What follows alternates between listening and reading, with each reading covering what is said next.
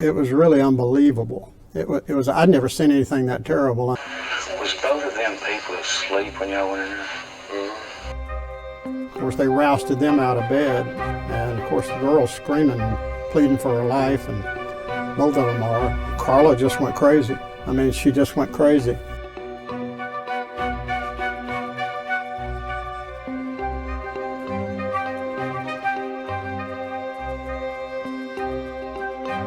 Did y'all take that axe over? It was already there. Sitting right beside it.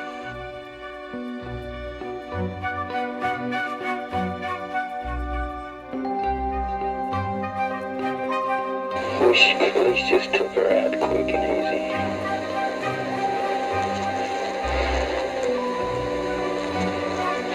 I tried. Did he say anything to you when you put the cuffs on? He sure did. He said, "JC, I cannot, as good of friends as we've been, I cannot believe you could think I'm capable of doing something like that." I'm glad to hear you say you're sorry, Karla. There's no happiness in this case anywhere. I don't believe I would have ever done anything like that. If the devil didn't tell you.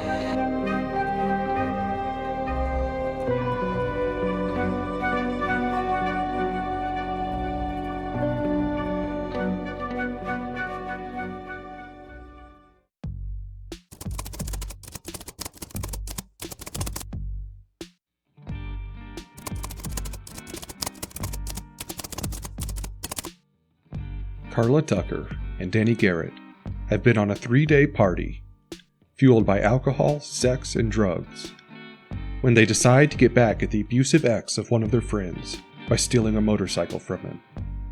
The night devolves into chaos, and by the end, Karla and Danny are responsible for 2 of the most brutal murders in the history of the United States. Karla grew up in a broken home, a product of divorce. By age 12, she was involved in sex and drugs, and at 14, she was brought into prostitution by her mother. She was married briefly in her 20s, and in 1981 began dating Danny Garrett. The night of the murders, Karla's friend, Sean, shows up at the party, having been beaten up by her husband, Jerry. Karla, who is known for being a voracious fighter, wants to go and beat him up, but she settles on a plan with Danny to go to his house steal a motorcycle. Karla has a set of keys to Jerry's apartment and lets herself and Danny inside. They find him in bed. They accost him, and when he grabs Karla, Danny hits him in the back of the head several times with a hammer. Karla then finds a pickaxe in the room and begins striking Jerry, when Danny finally hits him again, killing him. A woman named Deborah is in Danny's room, hiding under bed covers. Karla notices her and begins striking her with the pickaxe, and then the 2 struggle.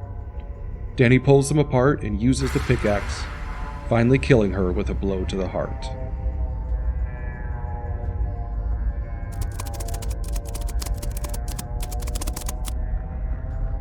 The bodies are discovered the next morning, and when Karla and Danny become suspects, Detective J.C. Mosier is brought into the case, having known Danny. Danny's brother Doug contacts Mosier, saying Karla and Danny had come over to his house afterwards and had told him about the murders. Doug, fearing for his life, agrees to wear a wire on the couple and catches their confession on tape while the police listen outside in a van. I saw them pictures and I tell you, it seemed like it could have been done neater. 5 weeks after the murders, Karla and Danny are arrested for the murders of Jerry and Deborah.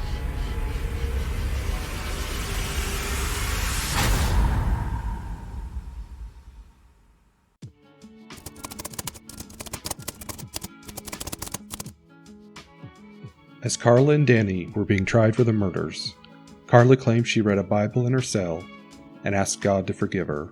I was forgiven, and I experienced that forgiveness. It freed me up inside to to soar. You know, it freed me up inside to go higher and to go deeper with the Lord. But when we're holding unforgiveness, we're blocking communication and intimacy with the Lord. Danny and herself are convicted and sentenced to death in 1984, though Danny dies in prison of liver failure.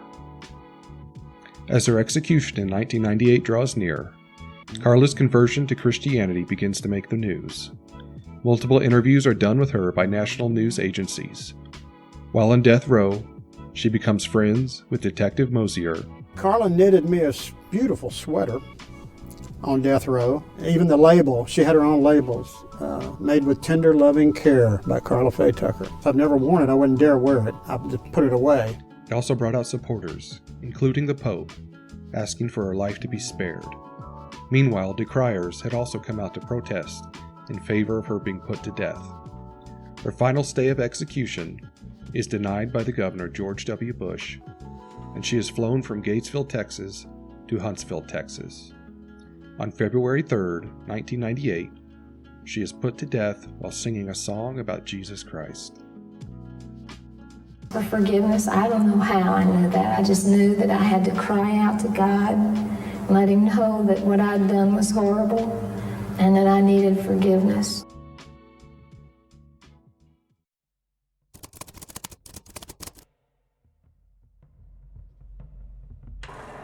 I did what a man does. Go home, sleep, go to work next day. Put it behind you. It's pretty hard when you do 2 or 3 a week. The only time that changed was right at the Karla Tucker. That lady right there come in there with her dignity. She know what she did and all, but she was saved. I seen it in that person. We just appreciate you coming and pray that you would share who she really is and who she has been for the last 14 and a half years. And that's a Christian that loved God with all of her heart. And her gain today was our loss. Someone that has literally reached thousands of people for Jesus Christ. And even though she cried out for forgiveness, God gave her just what she needed, and that was love. And that's what we all need. We've all made mistakes in our lives, and who are we to say when a person is past redemption? And that's what we're saying when we kill people, human beings. And if it wasn't by what Jesus did on the cross for us, there wouldn't be any hope for any of us. But He endured till the end, and Karla endured till the end. I'd like to introduce myself to you folks that don't know my voice and my face. My name is Ronald Carlson. I'm the brother of the deceased Deborah Thornton. When Karla Faye Tucker left that 3-foot pickaxe buried in the heart of my sister, I at that point wanted revenge.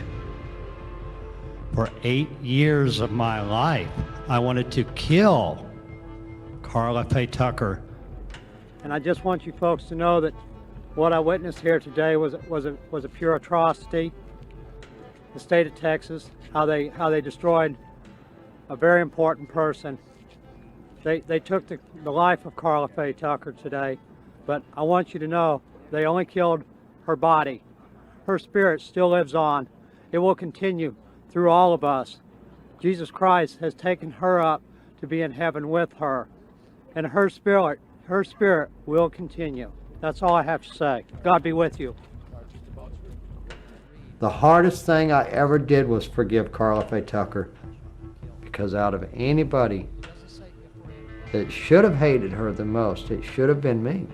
I could have sat back and said, okay, Karla, I forgive you, that's it, and went on with my life and did the things that most people do. But no, what did I do?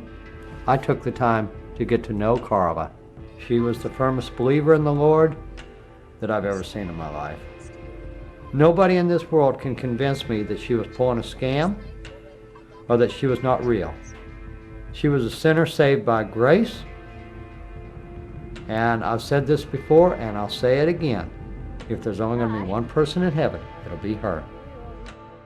Invite them to look at the crime scene photos. Let's see how cute they think those are. Because the same person who looks out from that television set with those eyes at them is the same person who looked straight at my wife and threw a pickaxe into her body.